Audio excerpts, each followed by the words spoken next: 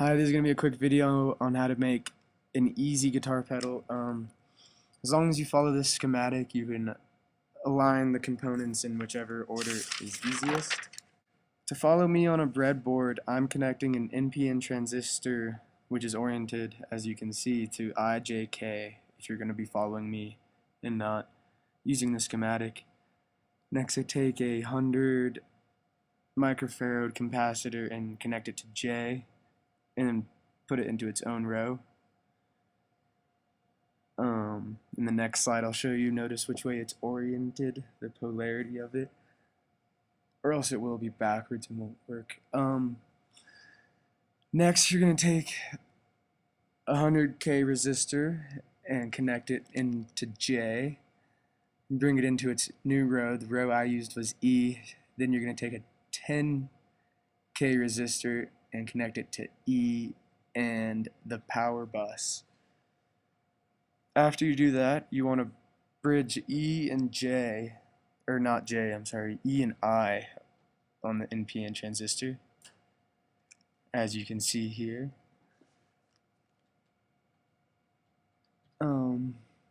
Next, you're going to need a 10 microfarad capacitor, which you will connect to I and bring it into its own row, which is oriented the opposite as the other one. And then you're going to need two diodes. They can be LED or any other kind.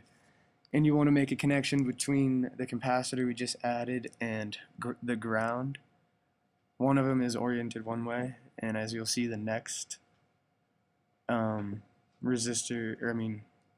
is oriented in the opposite direction, which is how you get the clipping effect.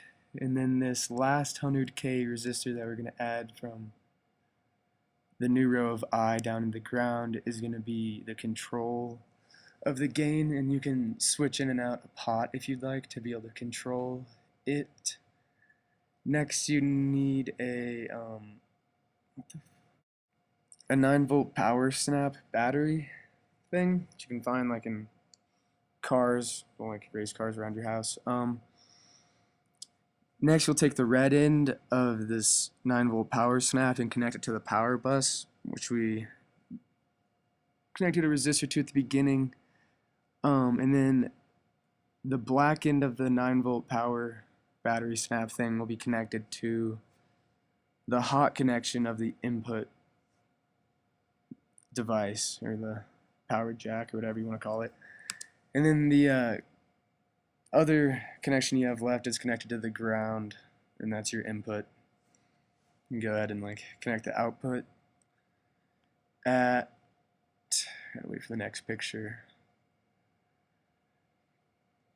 So the hot of the output will be connected to the diodes and the resistors at the point where they meet the capacitor, and then the black connection of your output will be connected to ground.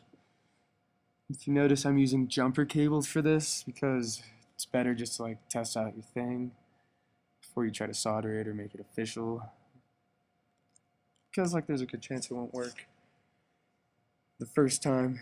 You might have put something backwards, but if you followed me, that should work. Once you connect the power, you can add a power switch if you want. There's just the basics. If you notice, I didn't use any potentiometers or anything. Hope you enjoyed.